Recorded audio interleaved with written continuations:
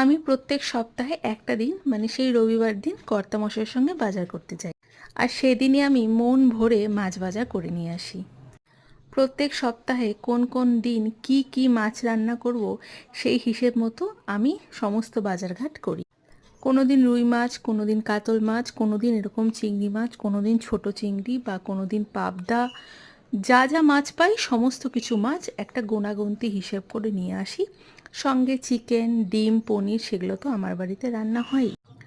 সপ্তাহে 7টা দিন আমি 7 রকমের জিনিস রান্না করার চেষ্টা করি, কারণ এক জিনিস যদি পরের দিন রান্না করি আমার কর্তামশাই ভুলেও সেটা পছন্দ করে না।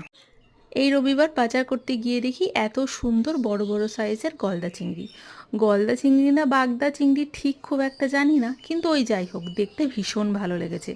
কিন্তু এই মাছটা স্পেশালি আমার কর্তামশাইয়ের জন্য আমার নেওয়া, কারণ গলদা চিংড়ির মধ্যে কোনো স্বাদই থাকে না, মানে আমার মনে হয় আমি কোনো স্বাদই পাই না। কারণ গলদা চিংড়ির মাথাটা থাকে এত বড়, আর সেই খোসাগুলো থাকে এই মোটা মোটা, আর ভেতরে মাছের অংশটা থাকে একদম কম।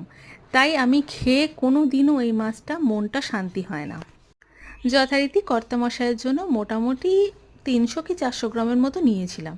বেশ অনেকগুলো মাছ উঠেছিল, কেটে ধুয়ে পরিষ্কার করে আগের থেকে ভেজে রেখে দিয়েছিলাম যে আজকে করব বলে। আজকে খুব সাধারণভাবে রান্নাটা করেছি, কারণ আমার কর্তামশাই আবার সেই সর্ষে বাটা জিনিসটা একদম পছন্দ করে না। ওই কোনো সময় যদি জোর জবরদস্তি করে দিই তাহলে সে খায়, তার বাইরে সে একদম পছন্দ করে না। তাই অফিসে যাওয়ার পথেই বলে গেছে এই চিংড়ি মাছটার একদম পাতলা করে একটা ঝোল বানাবে, যেটা খেতে সুন্দর হয়। আমি যথারীতি সেই মতোই রান্নাবাড়িটা শুরু করলাম। মাছটা তো আগের দিনই ভেজে রেখে দিয়েছিলাম। সর্ষের তেলের মধ্যে অল্প একটু কালো জিরে ফোড়ন দিয়ে আগে আলুটা নুন হলুদ দিয়ে ভেজে নিলাম। তারপরে একটা বাটা মশলা দিয়েছি, যেখানে বেশ খানিকটা টমেটো দিয়েছি, অল্প রসুন, অল্প আদা, পেঁয়াজ আর অল্প লঙ্কা, সমস্ত কিছু দিয়ে বেশ ভালো মতন কষিয়ে নিয়েছি। পরিমাণ মতো হলুদ গুঁড়ো, কাশ্মীরি লঙ্কা গুঁড়ো, নুন আর অল্প একটু গরম মশলা দিয়েছি এই সময়টা, মানে কষানোর সময়টায়।